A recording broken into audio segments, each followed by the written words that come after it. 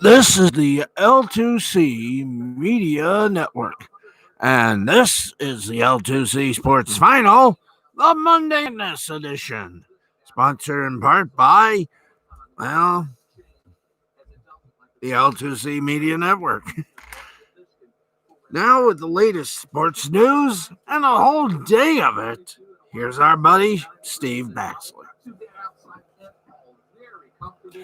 Beyond the blue horizon. Oh, yeah. How you doing, everybody? Made a promise on Friday. We're going to feature a little bit of audio with that had Alex Sims singing as our opening. We got it, but we're not going to. Now, Friday we couldn't play it. Saturday we couldn't play it. Sunday we couldn't play it. Why not play it tonight? Well, I'll tell you why. Because we got a little surprise for her. You won't believe this. But I wrote a little parody song of Men in Black called, well, Alex Sims did a report on some gentlemen called Men on Skates. Are you getting it? Mm-hmm. Stand by sometime this week. We're going to debut it. I wonder who they got to sing the male lead. I don't know, but should be fun. Could be fun. Could be interesting. We'll find out sometime this week. But right now, guess what? We got to do a sports cast. So let's get to it. We got a lot of things to talk about tonight, and we do so, matter of factly. So, let's get to it, gang. And by the way, I'm enjoying this, aren't you? Yes, sir. Yes, ladies and gentlemen. Let's go first to some college football news. And former Miami tight end Michael Irvin II has the son of former Hurricane star and NFL Hall of Fame wide receiver Michael Irvin Sr. shared on Twitter that he will play his final season of eligibility at FAU. Irvin II previously announced its transfer from Miami to Florida in March. This is what he wrote. I have had a riddled college football career so far, which is why I've made this decision very carefully. With that being said, I have learned a lot and would not change my experience and the relationships I have made throughout the process. I am thankful for everything that I have been able to do. After a number of discussions with my family, we believe that I have been granted an opportunity that I can't pass up. I have decided I will spend my last year of college football as an FAU Owl. Rudy Hoots! Now, Irwin II had just 2 catches for 33 yards for the Hurricanes last season and just 9 catches for 78 yards in 2017. Now, he sat out most of the 2018 season recovering from a knee injury. He was a 3-star prospect in the class of 2016 out of high school, Powerhouse St. Thomas Aquinas High School in Fort Lauderdale, Florida. Well, continuing with what Irwin II wrote, he thanked the recruiting coach, Raymond Woody, for starting this process with him. Also, the coach, Willie Taggart, for making him feel comfortable with the move, and tight ends coach, Jaron Fairman, for making the communication easy. He's received unparalleled amounts of love from the staff and is extremely excited to start this new chapter of my life. Now, Taggart will replace Lane Kiffin after Kiffin took the Ole Miss job, will be looking to fill the void left by former FAU tight end Harrison Bryant. Bryant won the John Mackey Award given to the nation's top tight end last season after catching 65 passes for 1,004 yards and 7 touchdowns. He was drafted in the 4th round of the 2020 NFL Draft by the Cleveland Browns. But a newly released report shows the U.S. entered a recession in February, and a poll out today shows the president's approval rating down 7 points. Nationally, Okay. Biden by 14, including in the key battleground state of Michigan. So there you Attorney General Bill Barr is defending the way Lafayette Square was cleared out. In a new interview, something is going on with the UFC. There's a big storm brewing for the UFC that has nothing to do with the mysterious islands or decision of President Dana White's bold assertion that the show must go on regardless of the ongoing pandemic. Now, make no mistake, the financial realities of said pandemic certainly play a part in the timing of so many big-name UFC fighters making separate but very much similar public stances against the promotion in recent weeks. The root of this growing beef stems back to a feud that's been ongoing since the birth of professional combat sports as we know it over a century ago. Promoter versus fighter. And if the UFC doesn't find a way to appease its most valuable commodity, the fighters, before the return of live paying crowds again makes large fight purses a reality, the future of the sport could look very different. First, it was Henry Cejudo laying down his bantamweight title in April with a shocking retirement that, in hindsight, seemed to be more about money than anything else. Then came John Jones and Jorge Masvidal openly asking for the release after failed negotiations. But the pattern didn't fully become the possible pandemic it's shaping up to be until the biggest star of them all, Conor McGregor, hijacked the post-UFC 250 conversation late Saturday by retiring on Twitter. Ooh. Now let's start by sharing a trio of facts that most accurately frame where things stand at the moment. Now, the expensive costs of nutrition and elite training have led many UFC fighters to share how they can be lucky to break even at times. The fact that the company sold for more than $4 billion in 2016, yet reporting from a recent antitrust lawsuit revealed the company only shared less than 20% of its revenue with the fighters, compared to roughly 50% in the NFL and Major League Baseball, remains a total hard pill for the UFC athletes to swallow. Now, while admittedly recently the company could lose upwards of $100 million this year due to the lack of live gates, McGregor, during his UFC 249 comeback alone in January, helped generate a live gate of over $11 million against Donald Cowboy Cerrone.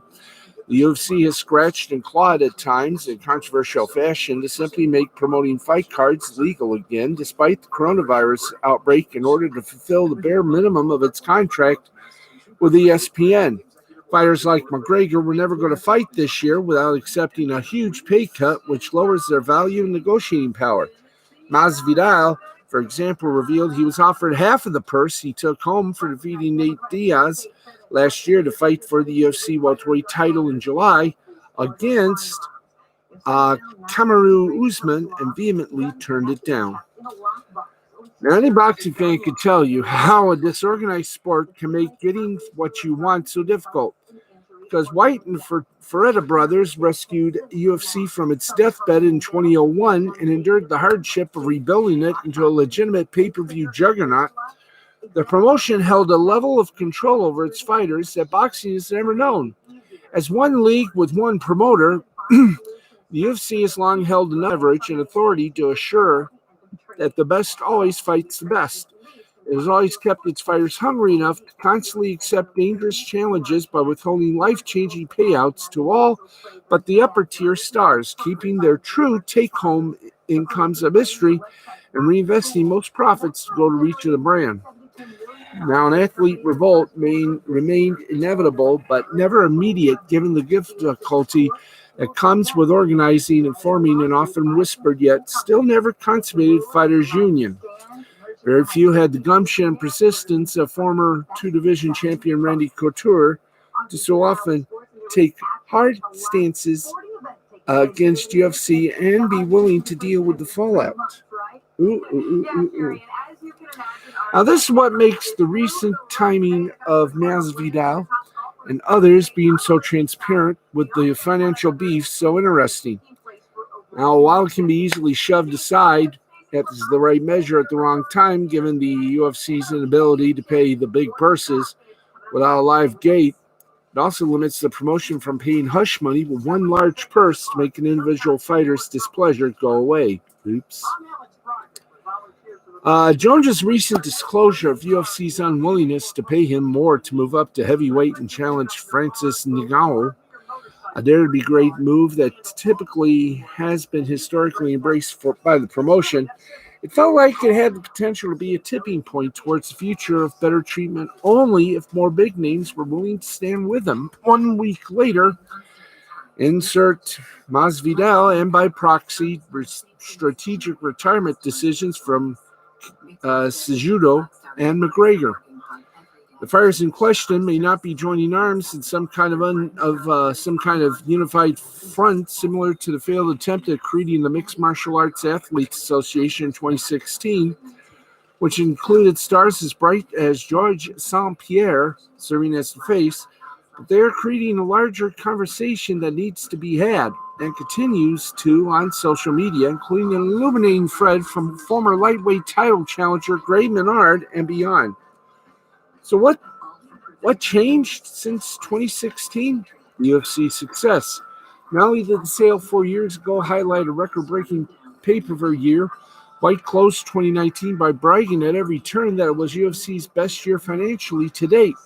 There are also the realities of a controversial 2015 Reebok deal that drastically limited the amount fighters could earn from an individual sponsor. And just recently, an exclusive pay-per-view deal with ESPN that took away star fighters' leverage even more by guaranteeing UFC a set payout from the network for each card.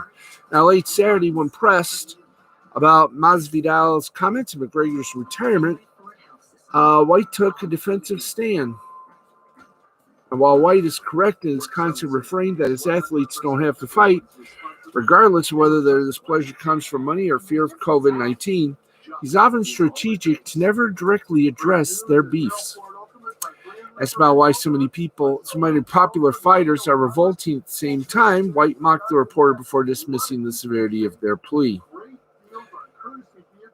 He was then asked about Masvidal's comments regarding UFC revenue shares. White dismissively called him a, quote, math wizard, and, quote, who shouldn't complain because he recently signed a new deal. He's also quick to bring up fighters being independent contractors who can do what they please without mentioning the exclusive and restrictive language in their details. Now, the potential problem for fans is that the future might get a lot worse before it gets better. Continuing to cheer on the level of matchmaking UFC is synonymous while knowing how underpaid each athlete remains. Despite the long-term trauma associated with combat sports, isn't getting any easier. But how does that guilt compare to what the realities of a work stoppage or lockout could look like? Or, almost just as bad, the idea of boxing-like compromise in which the level of UFC matchmaking takes a non-competitive hit at the expense of higher salaries for stars.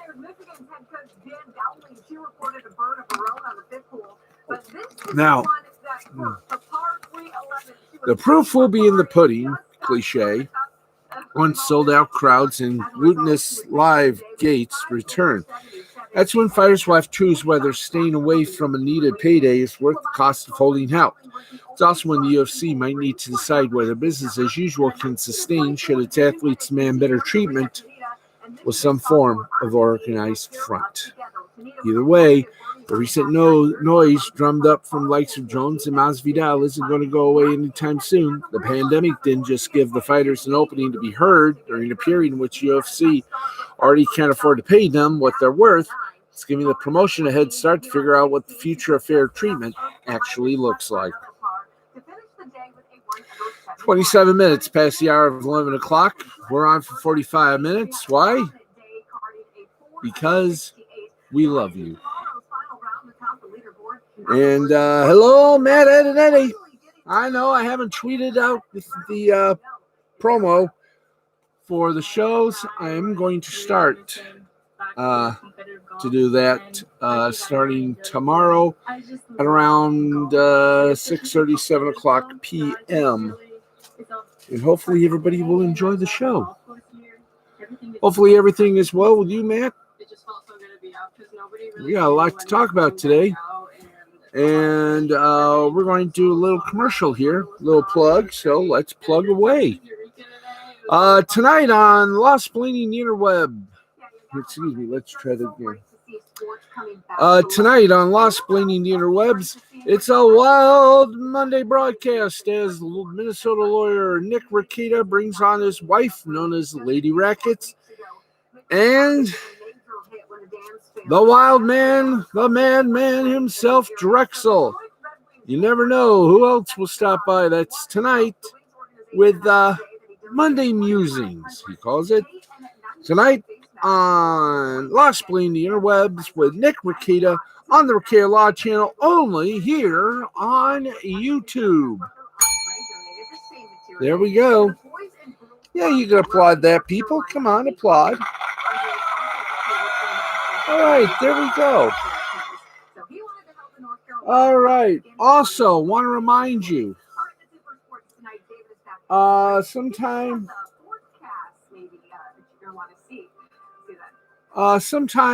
this coming week, you're going to love this. We're going to air and tribute this to Alex Sims. We're going to air her song that she started to sing called Men on Blades. Mm-hmm. That'll be Wednesday night, we decided. We're gonna premiere it at ya on the I did yes. Yes, I know you're probably all thinking Stevie's nuts, but I did do a little parody song, and it's only a quick one. I think everybody's gonna like it. Y'all want to laugh? Y'all want something to go hi hi ho he ha ha ha? Okay, Matt, Ed, and Eddie said, yeah, things going well with me, and good news, we might finally get to see the PS5 event, as Sony tweeted that this Thursday at 4 p.m. Eastern is the PS5 event. I got the tweet retweeted on Twitter, yeah. Yes, and Friday, Matt's going to talk about it on Last Call Cafe on Spreaker. So, if you would kindly just look for that. And next week, yes, friends, this whole haired mess that has grown since the beginning of, oh, dear God. I'm wondering, can I just get a couple of bows? Maybe I can tie this up and just wear it like this.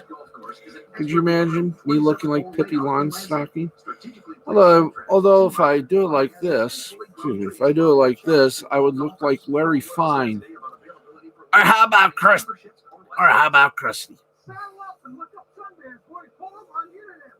Let's see what I can do here. Long hair, I can play with it.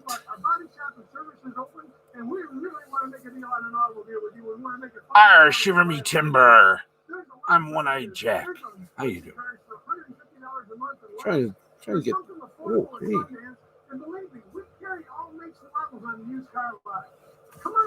Klingon. Okay. All right, for the golfers out there who want to head out tomorrow, it'll be okay, but boy, it's going to be hot. You'll get some sunscreen too. Temperature starting out by 9 o'clock in the upper 60s. That's great. 5 p.m., 90 degrees tomorrow. Ooh. I am staying in a cool automobile. we get through tomorrow during the day, showers and storms tomorrow night. Oh, Tuesday 90, Wednesday 81, Thursday, Friday, Saturday, and Sunday, highs in the mid to low 70s.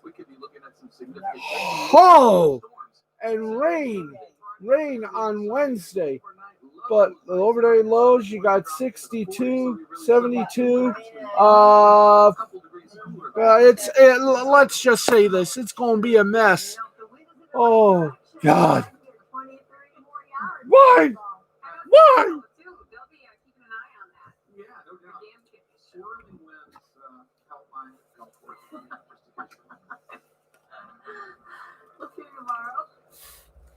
Okay. Monkey bonky, bing bong bong bing. Next Star Broadcasting. Okay. Let me just go a little bit. Okay. I want to remind you also, this is also a cheesy commercial. Also a little plug. Tomorrow, there's going to be a CBS News special, 10 p.m. Eastern Time. Watch it, learn, and be happy. We're just trying to be safe. I'm on the air live. Oh, boy. You know, these flies are getting tough.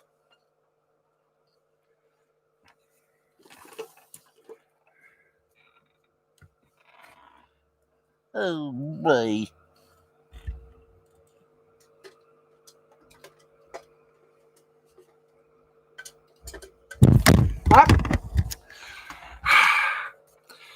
One of these days, I'm going to get a microphone holder like the professionals have, where it just hangs, where the microphone hangs.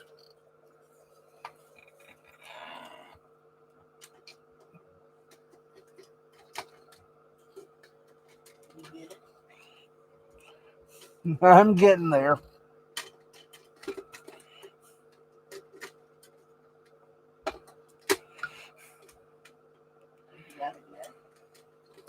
It ain't easy when you got to watch out for shit.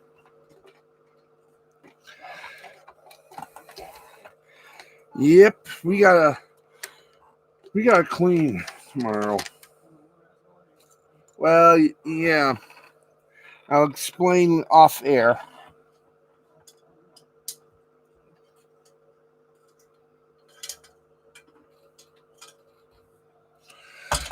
You know, I will say this. I will say this. What'd you say? Well, you just said it on live video, so. Well, we do have a request for tomorrow, and I would say please remember we're live. Everyone can hear and see.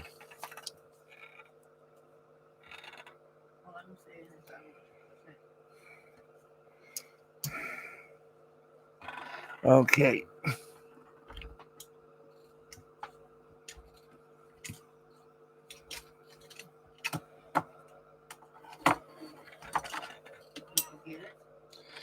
Yep. Yep. Okay. Rest of it, I'll have to use the rake and rake up the mess. Okay. Hi. We're back, and you get everything on this show. You even get my mother. Yeah. Anyway, but we'll be one of our colleagues, co-producers, my broadcast partner, Jace, co-producer, has an appointment tomorrow at 3:30, so we're going to be taking that. Physical therapy. So there you go on that one. And a reminder, if we can do it, and I'll ask Matt, Ed, and Eddie, if it's possible, maybe we can do a little.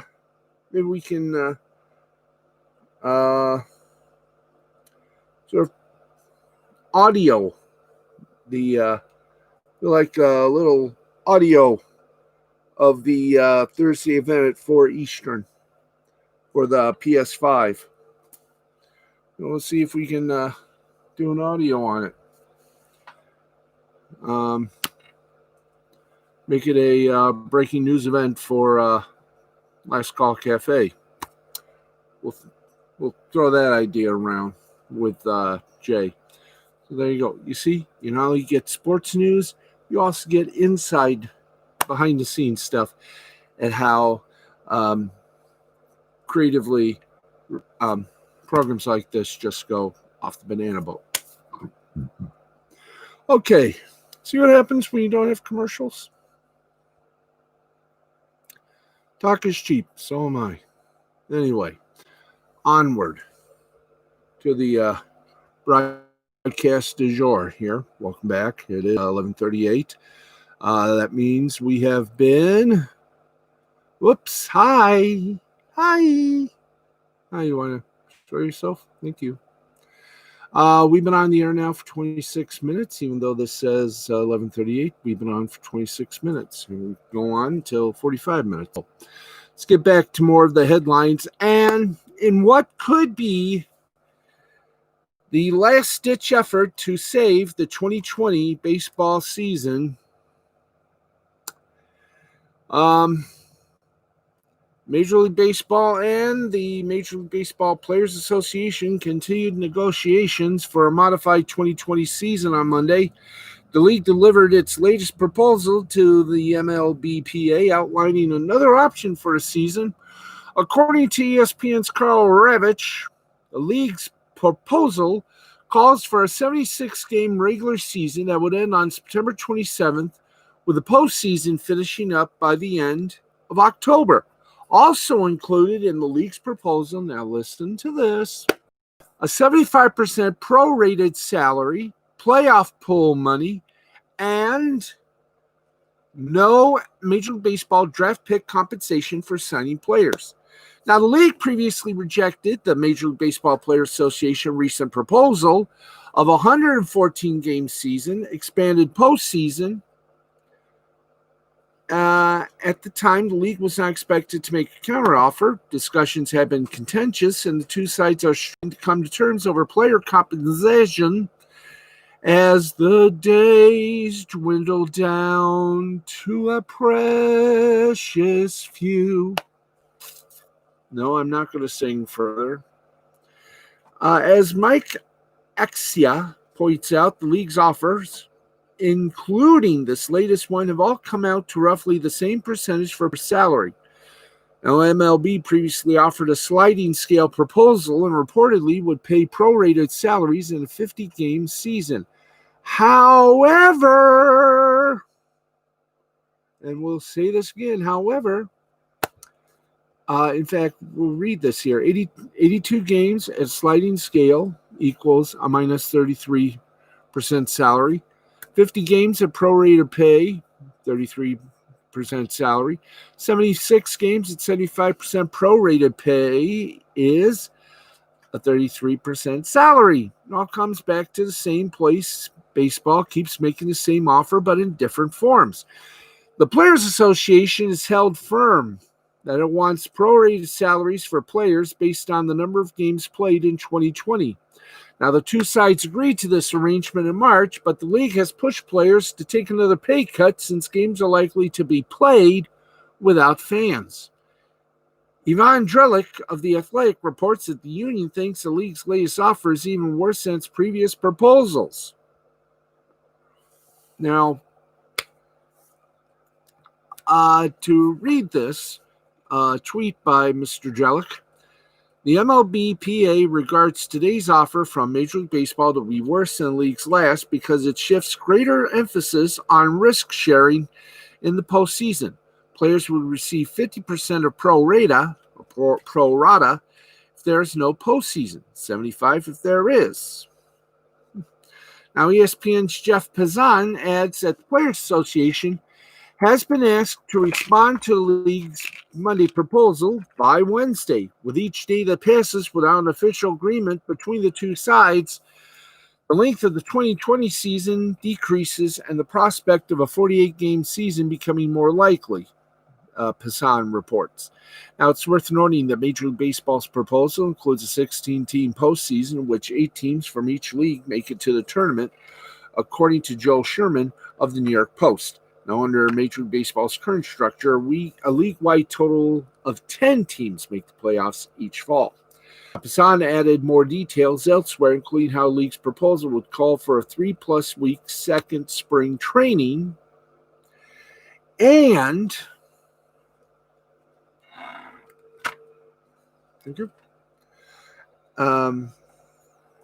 would allow high-risk individuals to opt out while receiving their pay and service time. Players who were not deemed high risk can still opt out, albeit without receiving either. Now, player compensation and general safety are the biggest hurdles facing the return of baseball.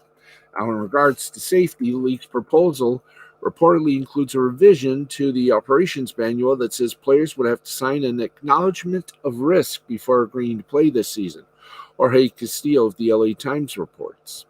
Players believe the league has designed the revision as a way to undermine their right to challenge the league if it fails to provide a safe working environment, Castillo adds.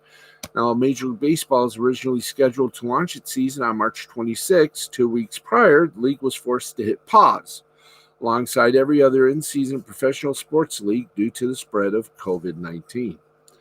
So now, as both sides continue to bicker, it seems that right now, the fate of baseball 2020 seems to be more and more into the realm of cancellation than playing. And that is definitely not hitting a home run with fans. There's an idea. Why don't you ask the damn fans what they want? That'll give you their viewpoint.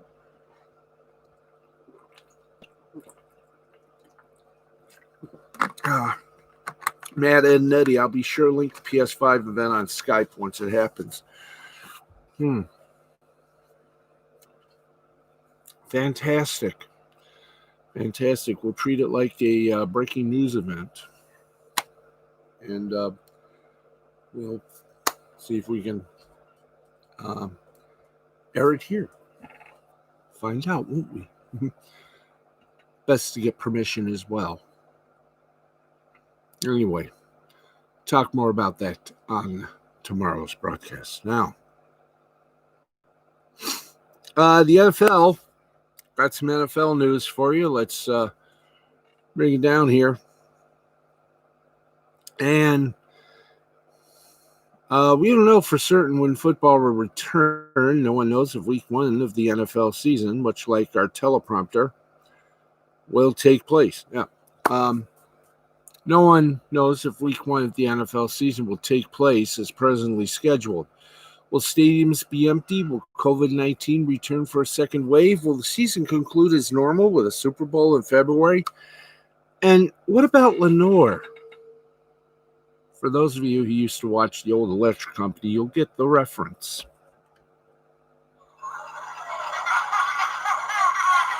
Now, what we do know is that at some point, NFL players will stand on the sideline before the start of a weekend of games. Nearly 100 of them will be on the field prior to kickoff. Games will be played again, somehow, sometime, some way, eventually, maybe. Ask a journal.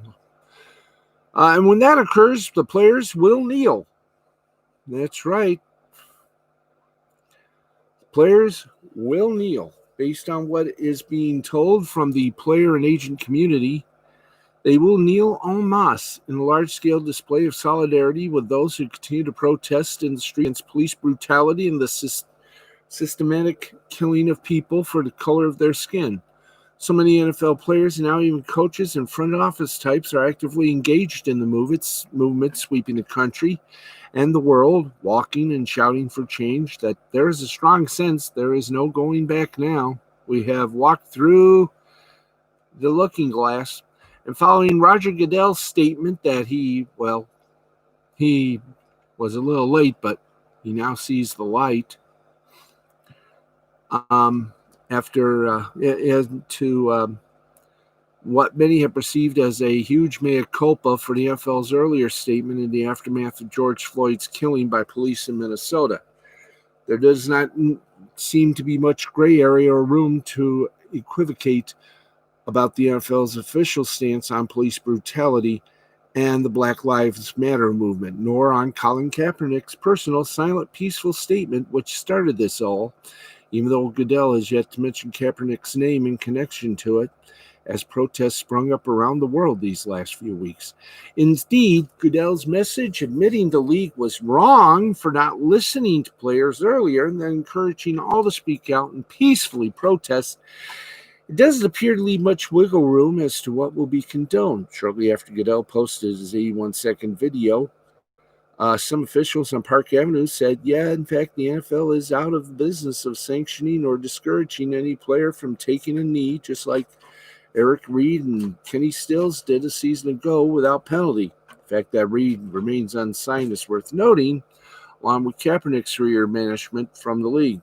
Now, when Goodell said, I personally protest with you and want to be a part of the much-needed change in this country, some current and former players believe that to be a message of intent that Goodell would, in fact, be willing to take a knee in week one whenever the commissioner is able to travel to games, as he normally would, and whenever there are anthems being played again.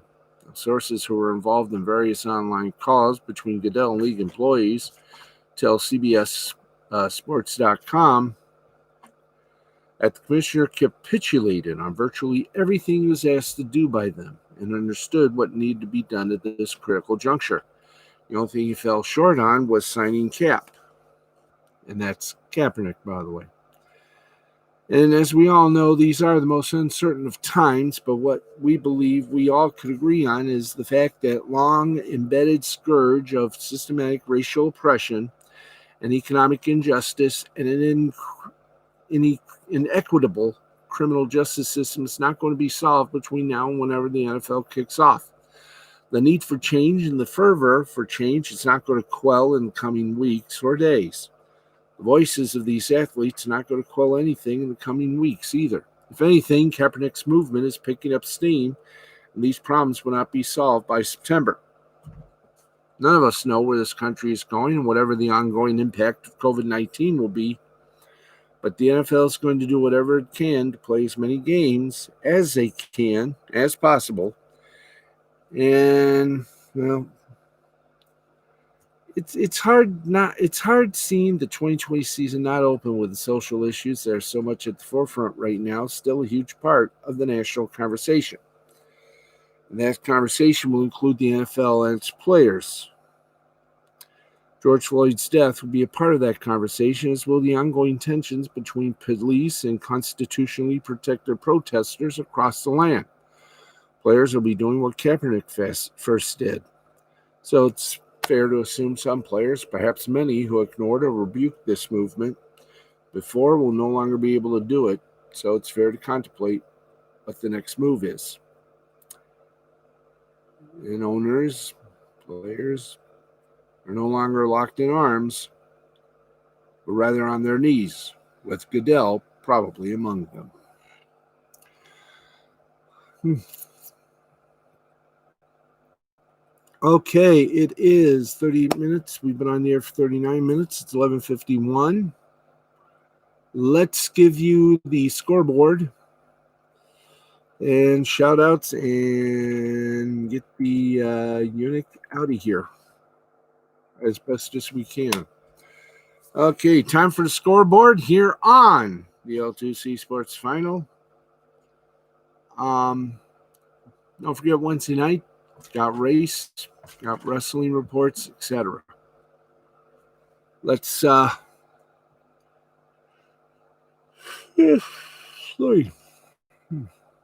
And by the way, Australian football is back. We'll tell you more later. Skull.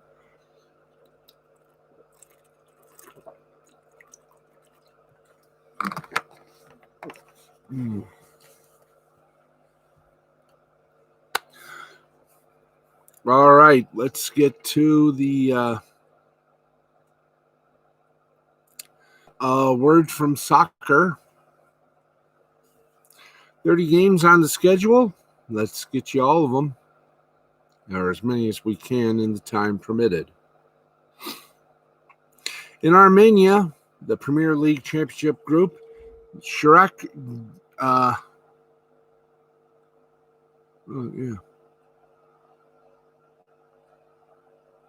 yeah, we got it right. Okay, thank you. Shirak, Yamuri, and Lori tied at 1. Ararat, Armenia, and Alashkert, double A, got the win 2-1. In Bulgaria, it was Slava Sofia 3, Sarsko Selo 1. Costa Rica, the Liga de Ascenso Clausura playoffs, Escazuena over Sporting San Jose 2-1. Czech Republic Division 2, Jihava and Radek Karlov tied at 1. In Estonia, here's the action from that little area. Levadia over Jarv 2-0. Parnu Vasperus over Parmu. Is it Parmu or Parnu? Parnu. Yeah. Tied at 1. Flora over Temeka 2-0. In Germans Bundesliga 2, Hamburger and Holstein Kiel tied at 3. Greece Super League action, the regulation group Lame over Panathinaikos 2-0. Iceland, the Icelandic Cup, Hafnarf Jordur defeated Bersker 3-1. In the Icelandic Cup women's section,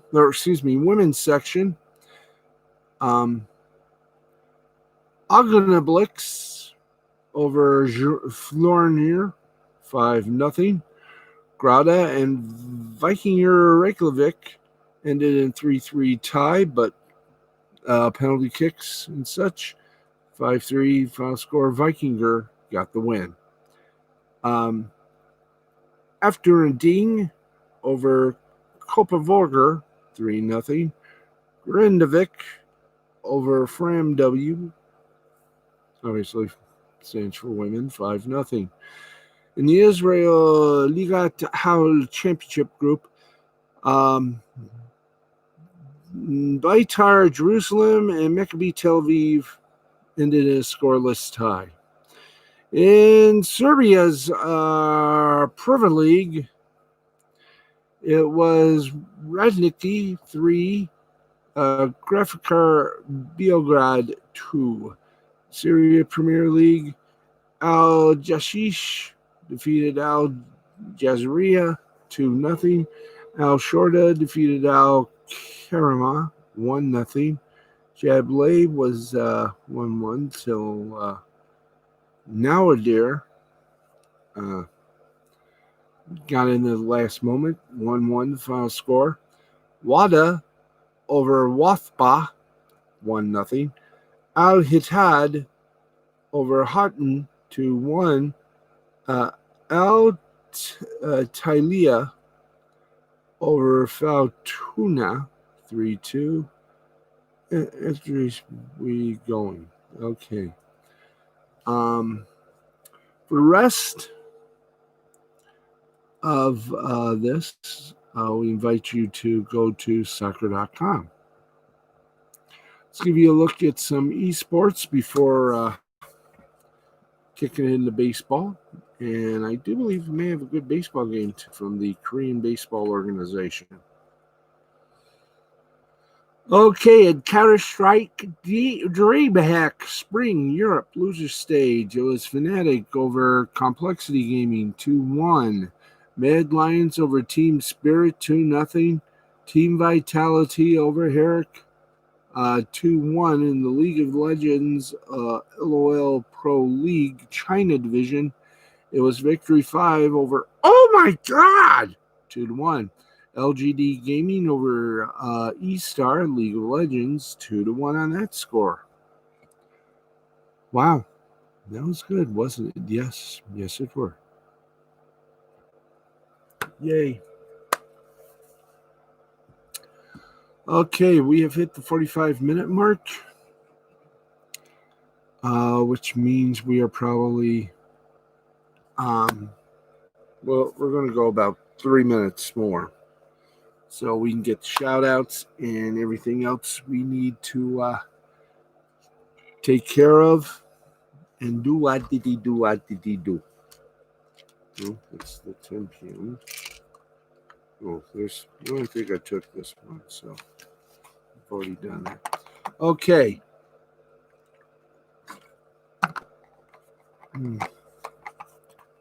Let's get to it. Let's say hello to Brenda Dixon, Linda Steele,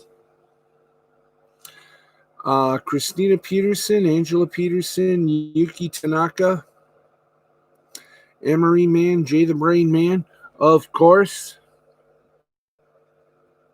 the one and only Matthew Nichols, Jerry Nichols, and Nancy Nichols. We say hello to Brenda Dixon, Yuki Tanaka, Brenda Gominski, my mom, Sharon Baxley, my cousins, my aunts, my uncles. Say hello to Alabama Cole, to Brandon Mitzler, Danielle Wilcox-Graves, Donna Payne, Deborah Hilliker, J.R. Reaper, Jennifer Finley, Kika Bachman, Tex, Crystal Hart, Leonard Brand, Mark Wilson, Mike Polter Jr., Peggy Ann Bies, Phil Monahan, Rebecca Nicole Pelkis, Regina Lewis, Roman Ronan, Stephen Bond. Hello.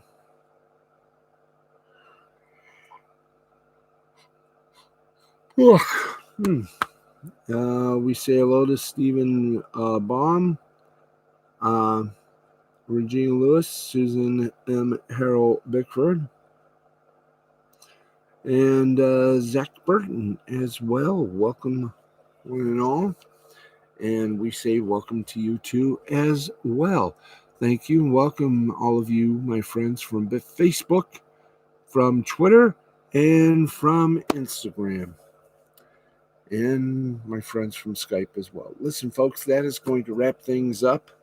For more sports news, complete wrap-up of sports in the community, in the country, and in the world, Sports Central USA picks up where we leave off about maybe, we'll get to that bridge when we find it.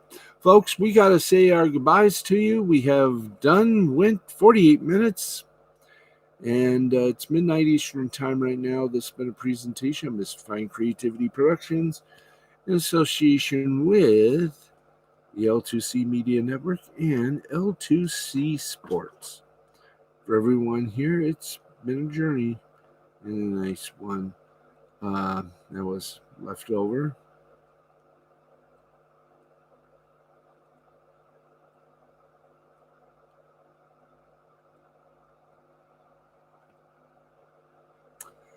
Okay, I think we're done. Yes.